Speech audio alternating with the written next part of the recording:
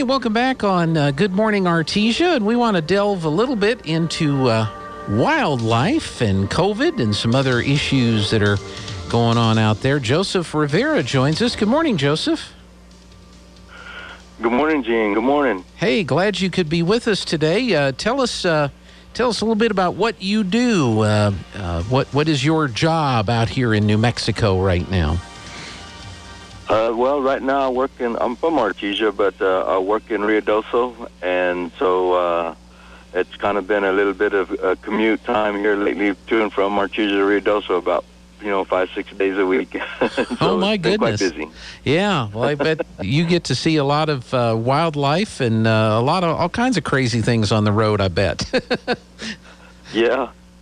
It's a fun drive. It's a fun drive. Well, great. Well, what do you do, Joseph? What is it, or what is it that you want us to let the folks know about today? What are we informing them about today? Well, we're part of me and some buddies of mine from both Roswell and Carlsbad here in the last.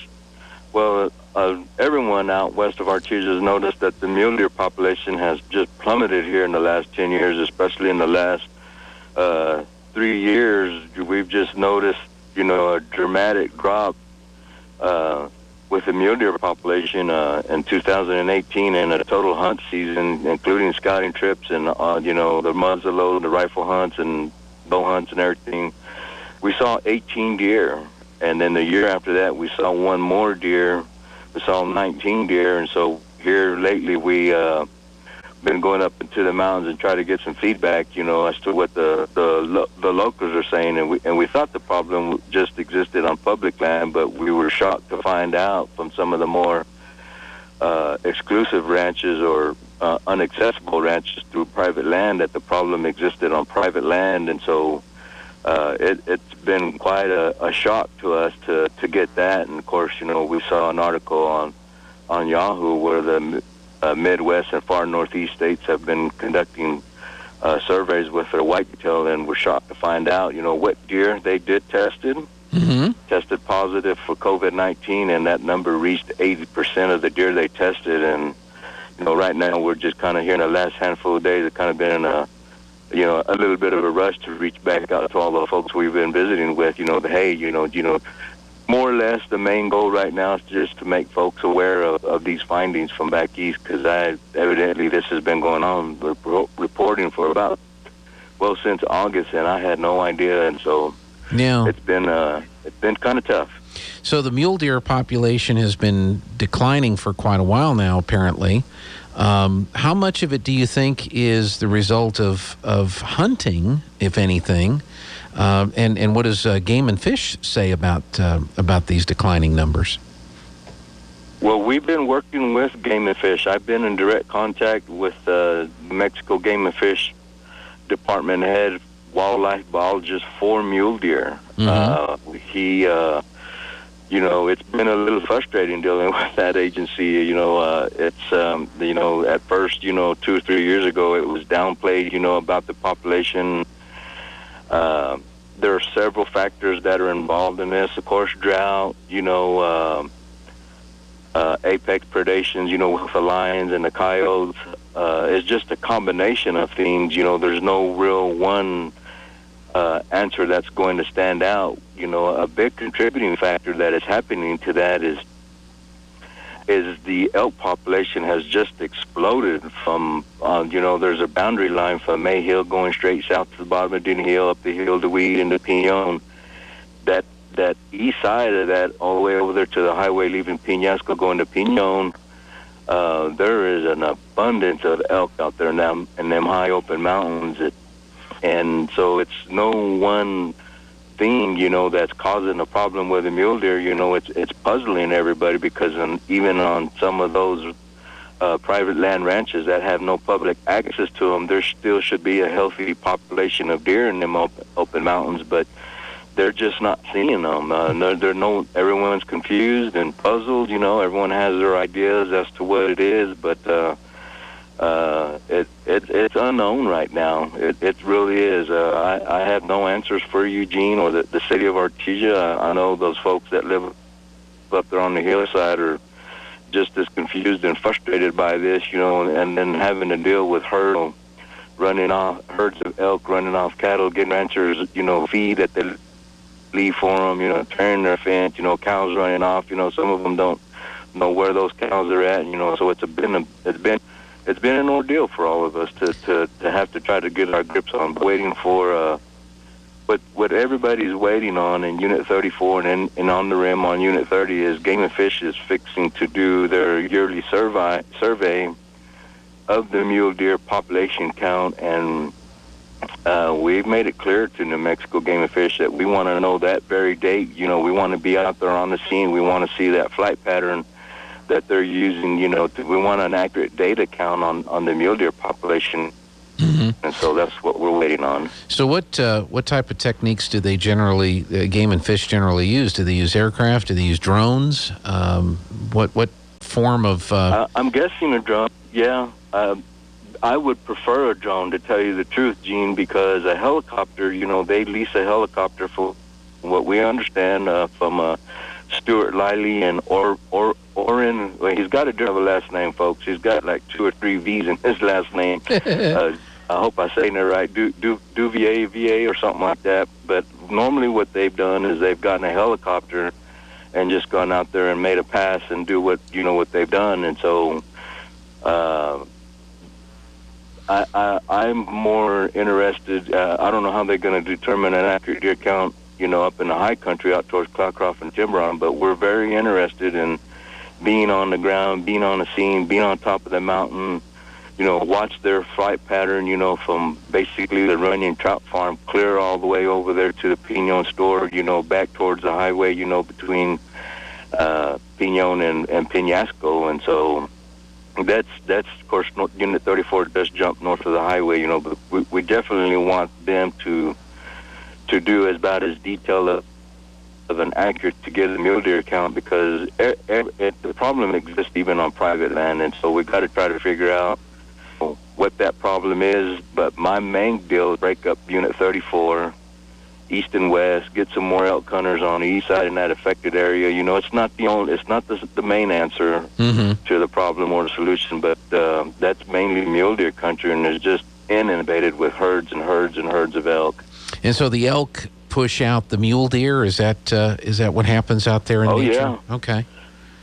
Yeah, Gene, we've gone up there and we met a couple of folks. They showed us some photos of their horses were gored. They went back into the mountains, and then they thought they were going to be dealing with a big bag bull, a big old 5x5 or a 6x6 bull, and it wasn't. It was a 4x4 bull running with a herd of bulls. And I know where we go deer hunting, Gene, we used to get out of the truck and see some of the, you spread your arms as wide as you can. We used to see deer at some of those small foothills up there, and now you can see 20 big bulls just standing there looking at you. And of course, they take the same flight route to get away that the deer used to always take, and it just destroys your hunt. We can go in there on scouting trips and go around to make sure, well, maybe they scared the deer off.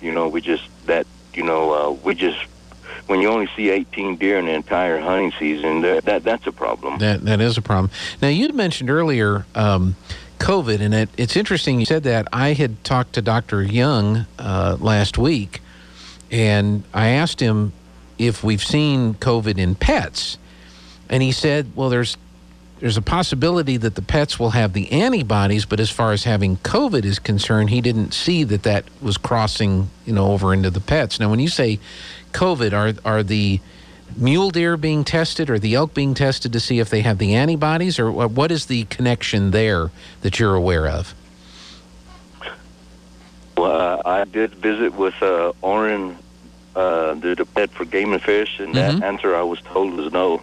And that I said, well, have you heard about those press releases back east? And he said that they have. And I said, well, what are y'all going to do? At the very least, don't you think you folks ought to release a press statement acknowledging that so many states in the Midwest and far northeast tested their deer for COVID-19, and they did come back with a high positivity rate of 80%. And I guess they're supposed to get with Cherry Lane, their public information officer, and release something. I was hoping that would have been done last week, but as of this morning, according to their website, they have not released anything, and so that's frustrating because we just did get done with the second rifle hunt, and there are folks who do got game in their garages who are completely unaware of this at this time, and so it's the corridor what you're going to get from everybody out west of town, Gene, and Artesia.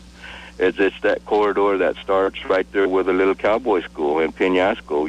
They need to know. We're going to have some folks reaching out to them, and that corridor clear along the highway going to Mayhill, all the way past, Cloudcroft down to High Roads, and from Mayhill south to Denny Hill, right in Pinon, right in Weed, right in Agua Chiquita, where you have a heavy population. Well, not a heavy, but a good population of folks who are used to seeing game come into their yards, and that's, according to the internet articles, that's the big chief factor how their whitetail got COVID-19 with just interaction from humans, allowing deer in their yards, in their fields. That's probably how it most likely got started, for those folks back over there. And so that's what we're trying to do, is to get the word out. Hey, right now, as far as we know, no state agency in New Mexico is conducting surveys on our big game. They did find this big high positivity rate back east, and we just need to make folks aware, that it's not just about chronic wasting disease that we have to deal with if that animal doesn't look right. Folks all of a sudden started to get sick. The big question I've been asked by several people since yesterday is, well, who do we contact? My first bet would be the Department of Health here, or NM Game and Fish. That those are the only two groups of folks that I know that you could get your animal tested for COVID-19. And to reach out to them as soon as possible. Well, right, Joseph, because we're told that there's not interspecies contamination, that there may be things that affect humans. I mean, there may be things out in nature, viruses and things like that affect animals differently than they affect people. There's things that affect the animal population that don't affect people at all. And there's a lot of speculation that this COVID-19 was developed through gain-of-function research at the lab in China. Of course, nobody will admit that. That's a whole nother... I'm starting to believe it myself. That's a whole other can of worms over there. But so what would you... You're right, because Yo, go ahead. I'm sorry. We just don't know. So people, all we're trying to do is just, there's only so much that you and I and maybe even the Artesia Daily Press can do. We did go to them with this and asked Danny Scott to put this in the paper last week, and we were kind of surprised. The response that we got from him was that, that didn't have anything to do with us, and I just, it was a gasp. I couldn't believe it, that they're choosing at this time to not, put an article in the paper. But that, by the same token, I'll be the first one to say, we just don't know. But we're just trying to alert some folks here in the City of Champions. We've always looked out for each other as best as we can, and that's what we're trying to do right now, is to let folks know, that it is possible, whatever that percentage may be. Still, try to use some precaution when handling your animal. Yeah. So, and it affects folks here because a lot of people live here because they like to go hunting. They like to go up into the mountains and hunt. And then, of course, you mentioned the guide industry, if you will. A lot of folks come from all around the country to go hunting up in the mountains here west of town. So, what would you like folks to do right now? What would be the best course of action for people to take now that we've kind of made them aware that we've got a population concern over the mule deer? Of course, we have an overpopulation apparently of elk. What can we do? What can the folks listening do today, Joseph? Well, I'm part of some friends of mine from Roswell that actually played with Goddard, and some friends of mine in Carlsbad, and we're part of the movement that we've titled in terminology is the New Mexico Unit 34 Mule Deer Recovery Program. Okay. And like I said, the first thing that we are waiting on is the deer survey in December. But what we're trying to do is a few things, Gene. One, Unit 34 is a big unit. So from that boundary from Mayhill straight south to Denny Hill to Weed to Pino, we're trying to separate and break up Unit 34 into at least two sections, east and west. And, of course, on the east side, the reason why we need to break up Unit 34 is to get some elk hunters, offer more elk tags, to get some hunters on that east side in that affected area of Unit 34 and try to get the elk population under control. So right now there's only so many tags for the whole... There's only so many tags available for the whole area, and if you break it up into a couple of different regions, keep the same number of tags in each region, then that would help on the elk population. Is that what you're suggesting? Sure. Okay. Yeah, because it needs it real bad, because we know folks up there, where there's 4 or 5 ranchers lined up in a row. Well, how many do you have behind you? Well, we think we've got about 200. Well, about 150. Go down to the next one. Well, we've got 300. Well, we saw 150 cross last week with the 300 we already have in there. So it's kind of crazy to think how many numbers are from the Runyon Trout Farm clear all the way to the Pinon store. I mean, some people are making some pretty high projected or estimated numbers, and it's in the thousands. Wow. And that's way too many elk to be on that east side. Of course, along with that, increase the elk tags, break up Unit 34, decrease the mule deer tags, and bring back a designated whitetail hunt, because right now it's being, you can hunt an elk you can hunt a mule deer or a whitetail on the same hunt. And I think, to give some hunters some incentive to keep on hunting deer, whitetail has to have its own designated hunt. And, of course, apex predations, the mountain lions are going to always be the chief factor in what's going on. If you not only apply for an elk tag or a cougar tag, if you're successful with an elk tag, maybe you're guaranteed an elk, some kind of incentive to get them rascals under control. They're a dominant force out there. And of course, when the bulls carry the horns, they're going to move off deer very easily, and so. So is this an issue we need to? Been working on. Sure. Is this an issue we need to take then to Game and Fish? Are they the ones ultimately responsible for creating the different units and all that? Okay. So folks need to reach out. How Game and Fish? Go ahead. How Game and Fish, Gene, implements those new policies, and all big game hunters all know this here in New Mexico, is every 4 years the department implements new rules, new changes, new policies, whatever.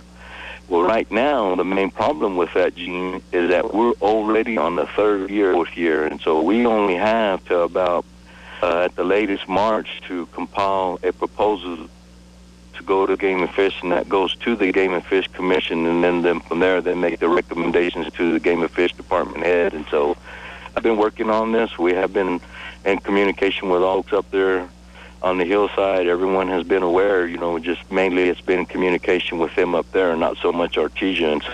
Right. So with these findings with COVID and the whitetail back east, we kind of felt, well, we better say something.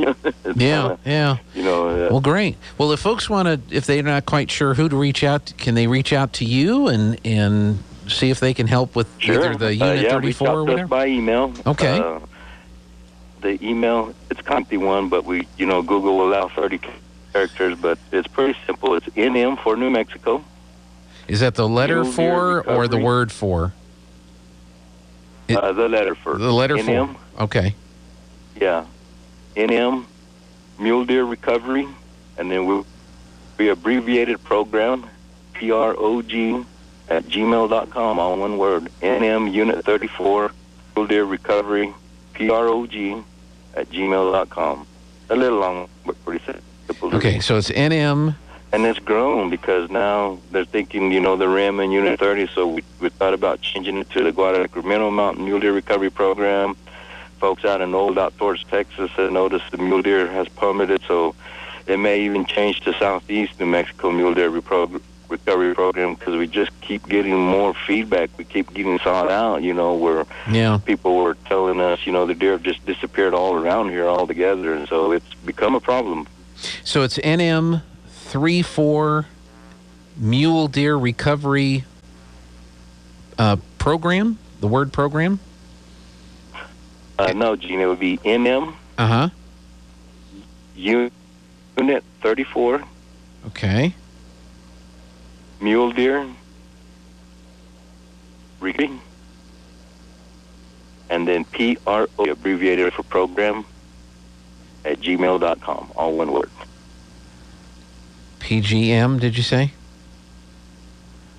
At gmail.com, right? Okay.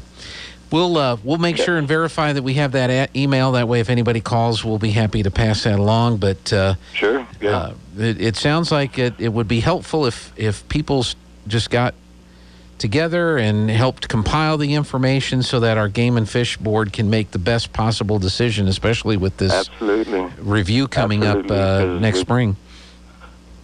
Yeah, that's the big deal, because Game, as everybody knows, Game and Fish tries to print out the proclamations, as soon as they can at the top of the year, April, May, and so if we're unsuccessful, Gene, then we got to go another 4 years, and there's just no way that what tiny pockets of mule deer are left out here, well, it's going to be a problem, especially with this Roxy law that passed where they banned trapping statewide on public land.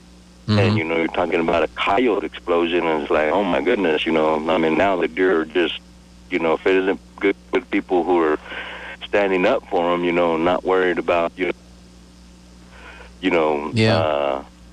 not worried about a whole lot of other things, it's going to be a tough run for the mule deer here. There's no telling. So I think successful, thank you for allowing us to come on your scene and help get the word out. It helps us in immeasurable ways. Hey, we'll get this posted and shared on our social media pages as well. And Joseph, I'm sure folks will be reaching out to see how they can help. So thanks so much for your time. Okay, Gene. Thank you. All right. Have a good one. Joseph Rivera, thank you, with the Unit 34 Mule Deer Recovery Program. And sounds like there's some pretty important stuff that folks, if you're a hunter, if you're a rancher, if you're involved in that part of New Mexico, and a lot of us that live down here expect to be able to go up there and do some hunting and things like that. So this is a pretty big issue to get involved in, and reach out to Joseph Rivera and see if there's some information you can pass along and help. All right, we